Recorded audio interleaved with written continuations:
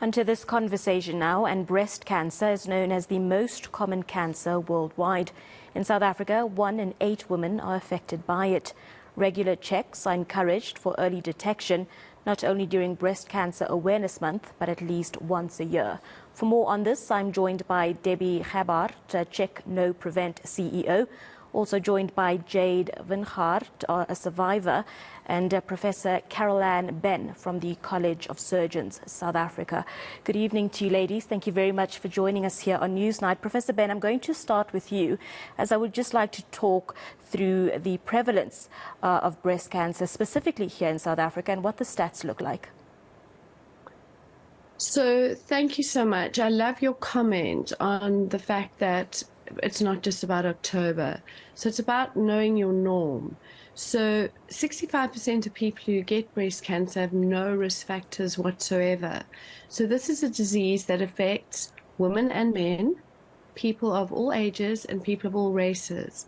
And we see breast cancer in youngsters, 24s, 23, elderly people, and across all spectrums. So know your norm in October, very important. What I think is also important to realize is I don't think we understand the true stats in our country, because too many people come in with cancers at a late stage and are often not detected early enough. So we have a pathological diagnosis statistic, not an incidence-based statistic. So in other words, it's who's coming in once you've got a diagnosis and not necessarily who's got the disease. Professor, I will come back to you because I want to emphasize the point in conversation around early detection. But Jade, I'm going to come to you because you yourself has experienced cancer, and it's a journey that you are still going through. I would just like to, if I may, take you back to the day you discovered that you had cancer and what that process and journey was like for you. I can't imagine the difficulties.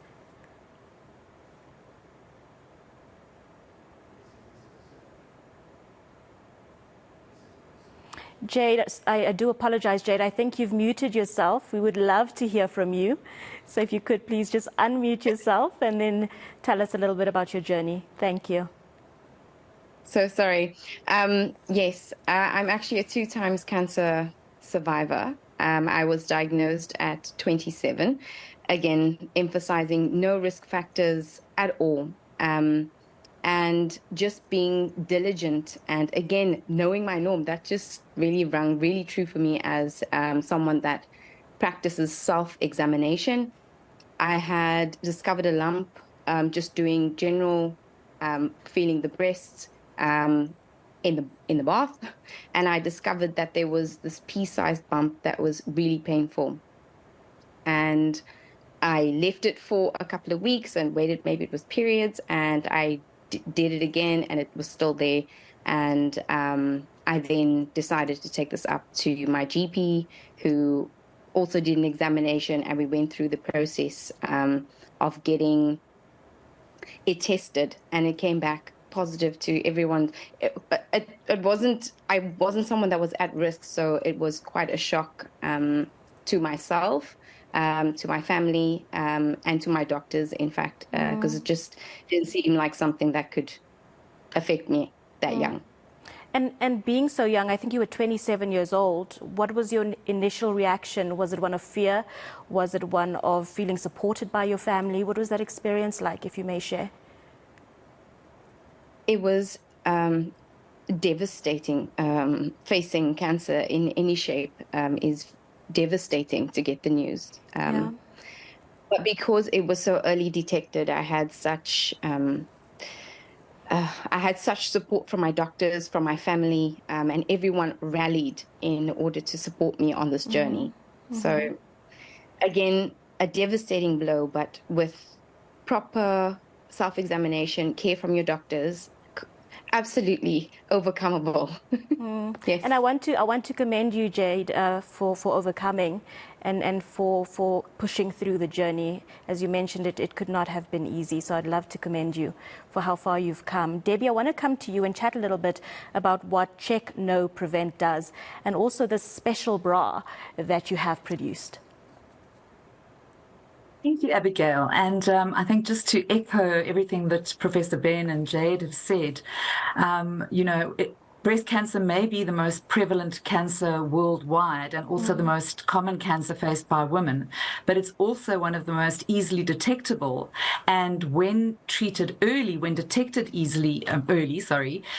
survival rates are extremely good. So we realized that a once annual mammogram in October, when we have a lot of awareness around Breast Cancer Month, is great, but it's simply not enough. Knowing your body and knowing your norm, as Professor Ben points out, is critical. So we at Check No Prevent developed a bra. It's a sports bra. It's a functional sports bra that offers great firm support. It's attractive and stylish.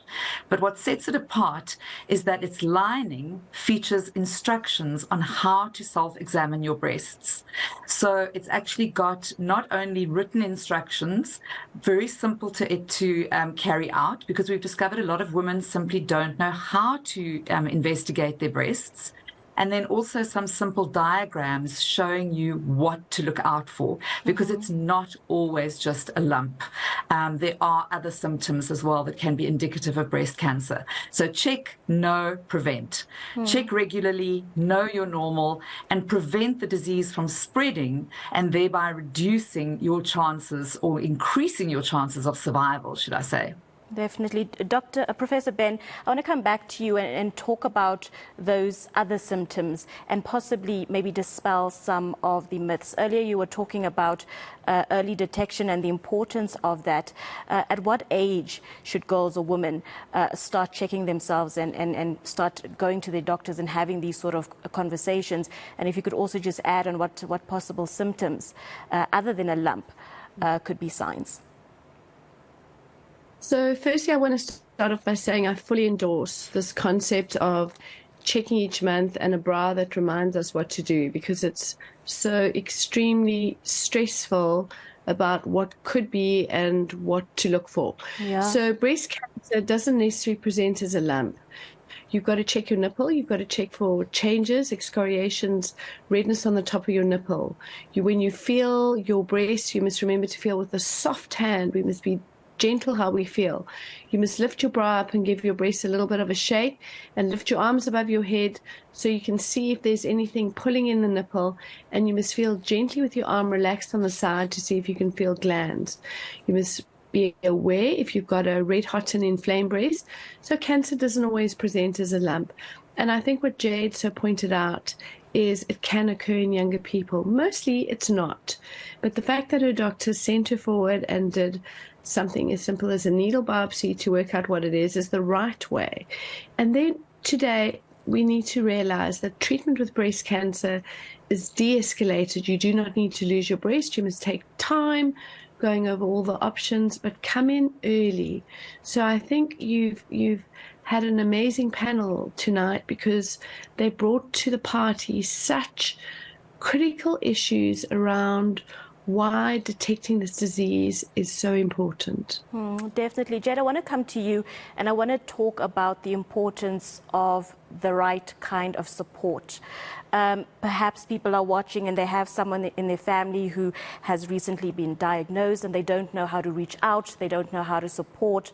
As a survivor yourself, how would you have liked to be supported? And if you could just advise on maybe how we can navigate these sort of situations.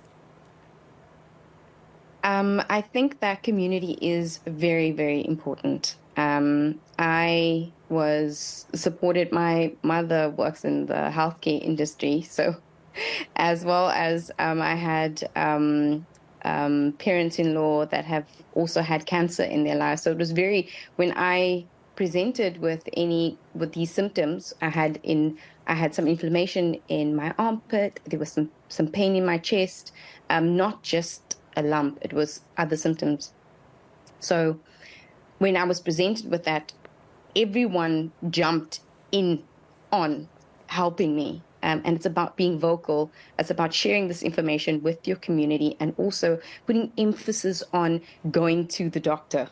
I think that we tend to put this off, especially in our intuition. We feel like something is wrong, and then we're also afraid that something is wrong, and then we don't pursue what will make us better. And even in my own experience, as young as I was and as supported as I was, I could have been quicker. In fact, my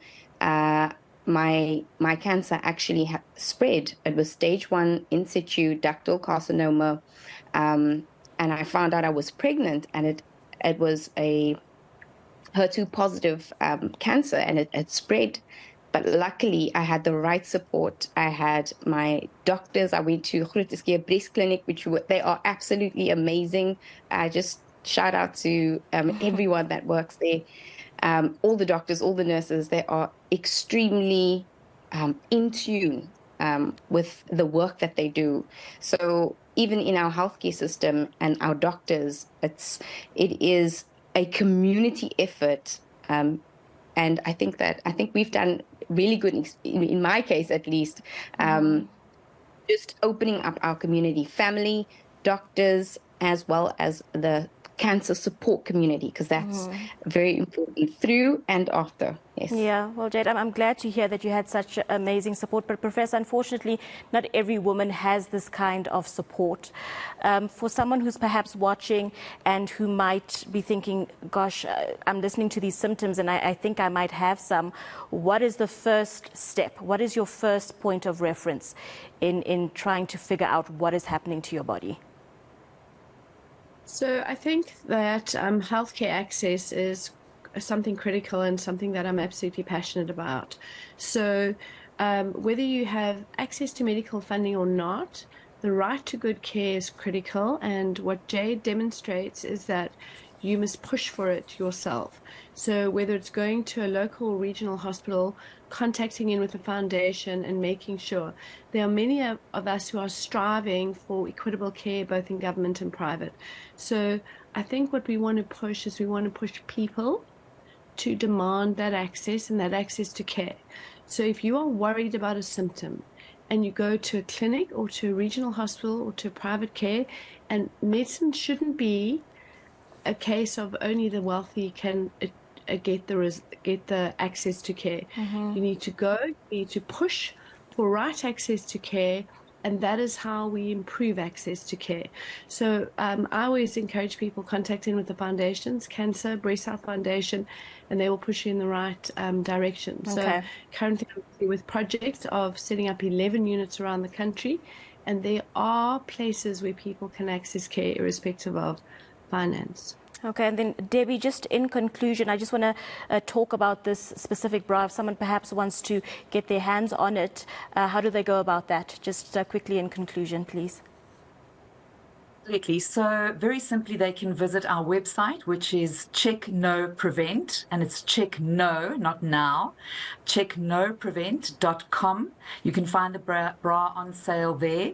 And if you're in the Cape Town region, we will be at the Karmers Festival from Monday to the weekend, and we will have a stall there, and we will be selling our bra, and in partnership with an organization called Punch for Pink. They are uniting breast cancer charities to work together to harness their strength in fighting this disease. So come and see Punch for Pink and Check No Prevent at Karmers in Stellenbosch this week. Fantastic, ladies. Thank you very much for your time, for sharing your journeys and your insights.